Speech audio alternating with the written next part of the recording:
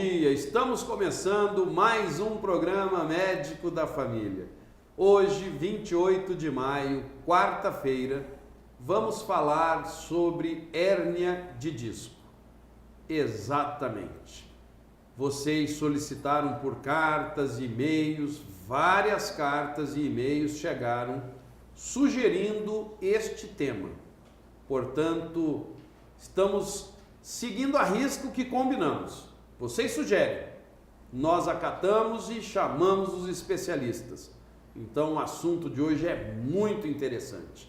Mas antes, vamos para os abraços do dia de hoje. E eles vão para o pequeno Tiago, filho da Tânia Pereira Godoy, lá do bairro Iraci Coelho.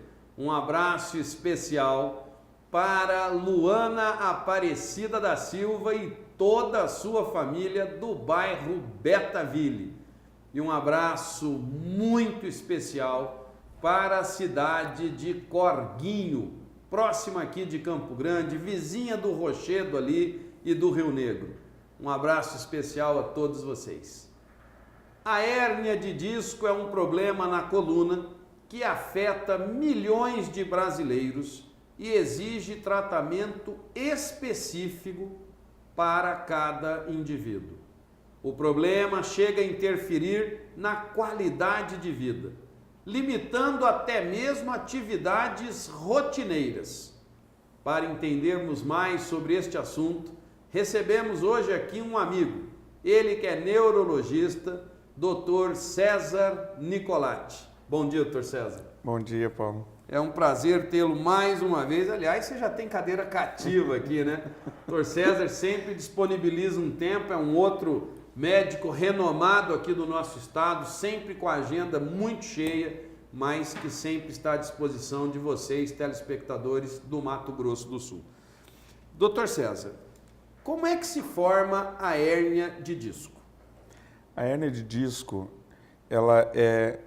Bom, primeiro, para entender, a palavra hérnia quer dizer que alguma coisa que devia estar num lugar se transpôs para outro lugar ou se deslocou para outro lugar. Certo. Tá? A hérnia inguinal é um rompimento da parede do abdômen que vai fazer com que uma parte do intestino passe, que é essa hérnia mais comum. Quando fala, fulano tem uma hérnia, a gente lembra sempre dessa hérnia. Certo. E a hérnia de disco?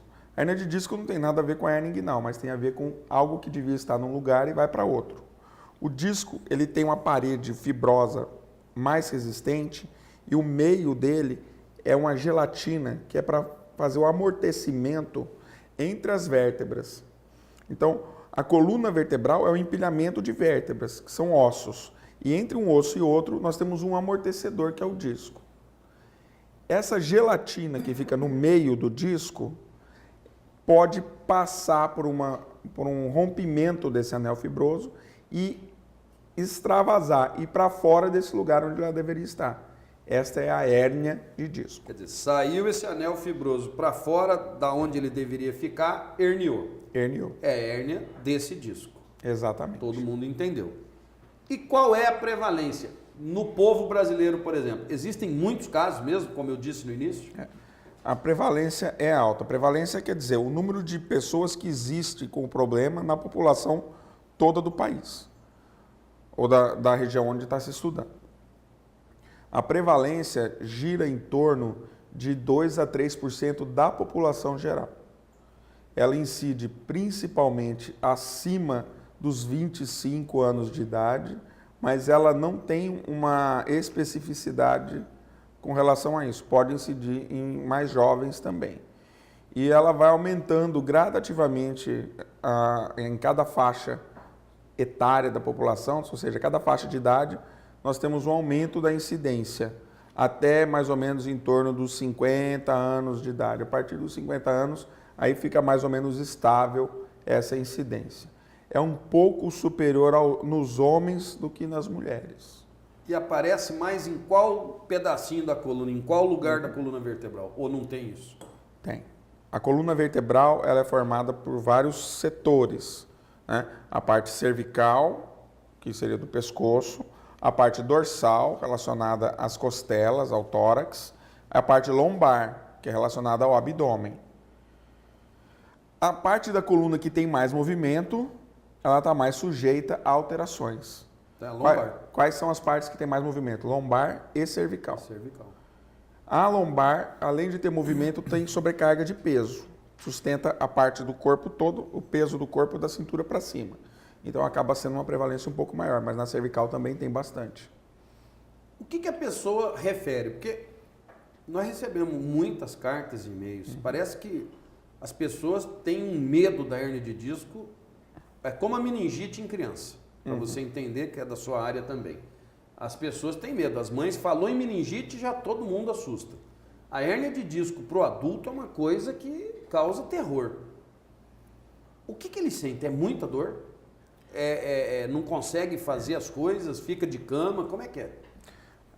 Os sintomas da hérnia de disco, geralmente, eles têm uma graduação em fases do aparecimento da doença. Principalmente quando é uma doença traumática. Ou seja, a pessoa pegou um peso muito excessivo ou recebeu uma pancada e naquela pancada acontece a herniação, o rompimento desse anel e a herniação do núcleo desse anel, que é aquela gelatina que chama núcleo pulposo. Na primeira fase, a pessoa tem dor lombar, quando a gente fala de hérnia lombar. Dor lombar associada à irradiação da dor para a perna. Essa irradiação segue determinados padrões que no exame a gente consegue definir até a localização da hérnia pelo padrão de irradiação da dor. Numa segunda fase, nós vamos ter a manutenção dessa irradiação ficando mais intensa. E numa terceira fase, para a dor lombar e fica só a dor irradiada. Né? Quer dizer, então, que a pessoa sente dor. Sente dor. E às vezes incapacita de fazer as coisas do dia a dia, né? Sim, incapacita. Pela dor. Pela dor. O grande medo, acho que o terror que existe nas pessoas com relação à hérnia de disco é que é uma doença degenerativa. E degenerativo quer dizer que houve algo que se perdeu e que não deve ser recuperado, porque degenerou. E aí, então, vem aquela perda da capacidade de trabalho que pode ser até definitiva, dependendo da circunstância ou da situação. Como vocês veem, é muito mais complicado do que a gente possa imaginar. Por isso, fique com a gente. Não saia daí não, é rapidinho. Já já voltamos.